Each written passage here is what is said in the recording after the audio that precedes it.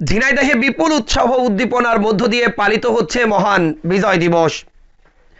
মহান বিজয় দিবস উপলক্ষে সকালে সদর থানায় ৩১ বার তপধ্বনির মাধ্যমে বিজয় দিবসের আনুষ্ঠানিক কার্যক্রম শুরু হয়। এরপর শহরের প্রাণকেন্দ্রে অবস্থিত স্বাধীনতা স্মৃতিসৌধে রাষ্ট্রের পক্ষে প্রথম জেলা প্রশাসক সেখানে পুষ্পমাল্য অর্পণ করেন। সে সময় জেলা পুলিশ সুপার সহ উপস্থিত ছিলেন রাষ্ট্রের গুরুত্বপূর্ণ ব্যক্তিরা। এরপর সবার জন্য পুষ্পমাল্য অর্পণের জন্য উন্মুক্ত করে দেওয়া হয় স্বাধীনতা স্মৃতিসৌধ। এরপর একে একে রাজনৈতিক দল, বেসরকারি স্বেচ্ছাসেবী সংগঠন ও সরকারের বিভিন্ন প্রতিষ্ঠানের পক্ষ থেকে স্বাধীনতা স্মৃতিসৌধে পুষ্পমাল্য অর্পণ করা হয়।